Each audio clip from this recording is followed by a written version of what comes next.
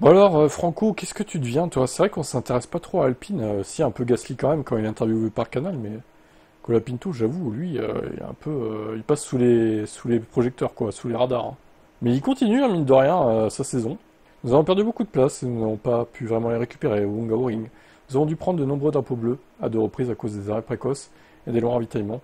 Nous n'avions pas beaucoup de place dans la voiture, mais je pense que nous en avons. Nous en avions plus que là où nous étions. C'est un peu dommage de terminer la course avant la pause comme ça. Je pense que c'était pas notre course en général. Nous avons commis des erreurs partout au départ, comme aux arrêts. C'était pas une journée parfaite. Il veut devenir plus à l'aise dans la voiture et revenir plus fort. C'est le genre de choses que je retiens de ce week-end après un week-end difficile et parfois difficile de voir le positif. Même si nous avons terminé avec les deux voitures en queue de peloton, je pense que je peux tirer de bons résultats de ce week-end. J'ai constaté quelques irrégularités dans la voiture, ce qui me satisfait. Bien sûr, je dois continuer à trouver plus de choses. Colapinto était le coéquipier de Pierre Gasly, donc lors de l'équipier de l'E-Prix d'Emilia-Romagne. Ah ouais, il est en Formule 1 du coup. La traduction là.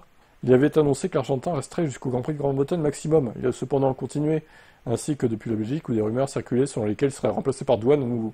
En juillet, The Race rapportait que Valtteri Bottas serait une option pour le remplacer, Colapinto. Gasly a qualifié ces rumeurs de bruit de couloir. Il souhaite se concentrer sur l'amélioration des performances. Bon, apparemment, il va rester chez Alpine jusqu'à la fin, hein. Moi, je vois pas partir, hein. De toute façon, il reste 10 courses. Et vous voulez qu'ils mettent qui, là?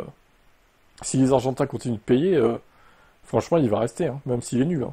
Et d'ailleurs, ouais, on rappelle qu'il s'est craché lors des tests Pirelli, là, après la Hongrie. Pas terrible, ça aussi. Bon, c'est vrai qu'il se crache moins, maintenant.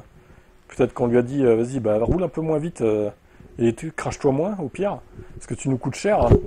Mais bon, je sais pas ce qu'il va devenir, lui, hein. Je le vois finir la saison. Après, je pense qu'en 2026, il sera plus là, hein. Je le vois mal revenir l'année prochaine, hein.